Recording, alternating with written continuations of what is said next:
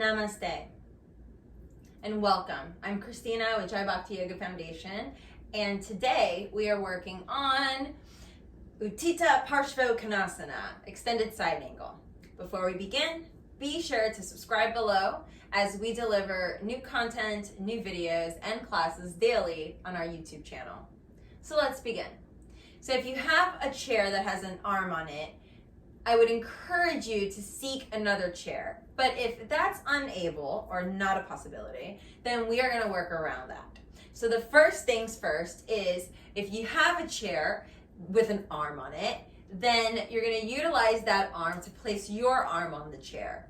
Then keeping your knee, and also scoot yourself forward enough so that you can get your knees and at least the middle to the portion of your thighs to your knees out off of the base of the chair, so you have the clearance. Now we'll go ahead and take the right knee out as you're resting your right arm on the chair, or you can also rest it on the thigh.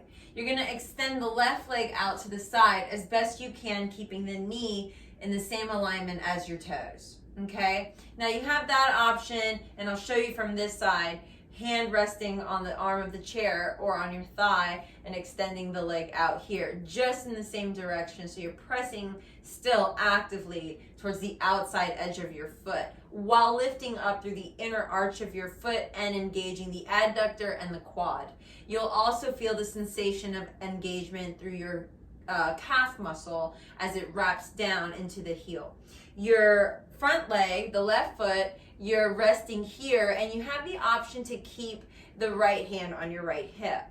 If you do have the opportunity to slide your leg under your arm, go for it. That would be awesome. You want to keep the hips as open as possible in this pose. Modify and adapt as much as you need to so you can feel that sensation. The more forward you come up on your chair, the more engagement you're going to feel through the inner thighs and through the glutes, as well as to your calves and in your hamstrings.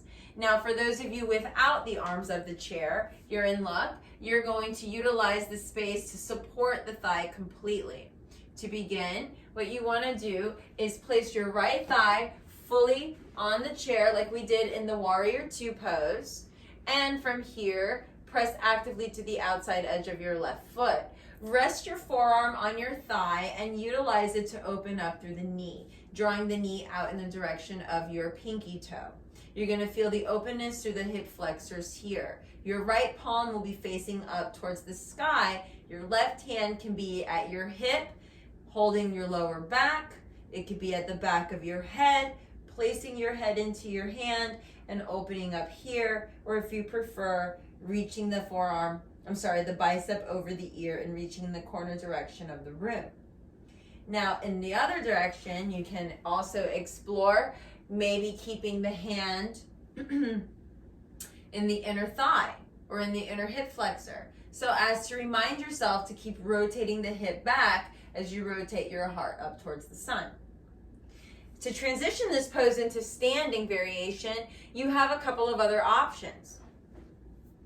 In the standing variation, you can have the chair at the tallest height or at the lower height. I'll show you this pose from the lower height. So coming back into that Warrior Two type of a stance, and your knee will touch the chair for the student, for yourself. The knee over the ankle and the right hand to the right hip to start.